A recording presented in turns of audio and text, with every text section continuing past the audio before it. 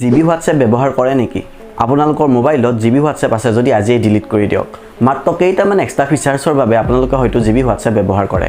কিন্তু এই জিবি হোৱাটছএপৰ দ্বাৰা আপোনালোকৰ প্ৰাইভেট সকলো ফটোজ, ভিডিঅ'জ, পাছৱৰ্ডছ, বেংকৰ তথ্য এই সকলোবিলাক লিক হ'ব পাৰে। এটি ডাঙৰ মেলৱেৰ প্ৰটেকশ্যন কোম্পানী ইছেটছৰ মতে সকলোতকৈ বেছি ট্ৰ'জেন ভাইৰাছ ভাৰতত পোৱা গৈছে আৰু ইয়াক বিয়পোৱাত সবচে বেছি ডাঙৰ ভূমিকা জিবি হোৱাটছএপৰ আছে। জিবি হোৱাটছএপৰ প্ৰাইভেচি পলিচি ইমানেই ভয়ানক যে গুগল প্লে ষ্ট'ৰ, এপ ষ্ট'ৰে সেইবিলাক পলিচি এলাৱে নকৰে, যাৰ বাবে আমি প্লে ষ্ট'ৰ বা এপ ষ্ট'ৰত এই এপটো বিচাৰি নাপাওঁ। আনকি জিবি হোৱাটছএপ ব্যৱহাৰ কৰাৰ পিছত আপোনালোকে সেইটো নাম্বাৰত অফিচিয়েল হোৱাটছএপ ব্যৱহাৰ কৰা বিৰত থাকিব পাৰে, কাৰণ অফিচিয়েল হোৱাটছএপে আপোনাক বেন কৰি দিব পাৰে। জিবি হোৱাটছএপ ডিলিট কৰাৰ আগতে আপোনালোকে এইকেইটা কাম কৰি লওক। প্ৰথমতে আপোনালোকে জিবি হোৱাটছএপ ডিলিট কৰি লওক।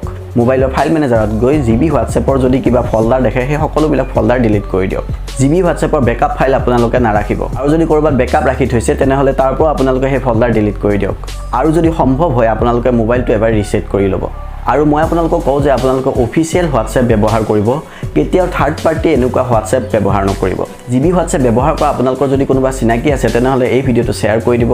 বন্ধুবৰ্গ, পৰিয়ালবৰ্গৰ সৈতে এই ভিডিঅ'টো শ্বেয়াৰ কৰিব যাতে তেওঁলোকেও ভৱিষ্যতে এনেকুৱা ভুল নকৰে। অসমীয়াত এনেকুৱা টেক ৰিলেটেড কথা জানিবলৈ মোৰ ইউটিউব চেনেলটো ছাবস্ক্ৰাইব কৰি দিব, FB আৰু ইনষ্টাত মোক ফ'ল' কৰি দিব।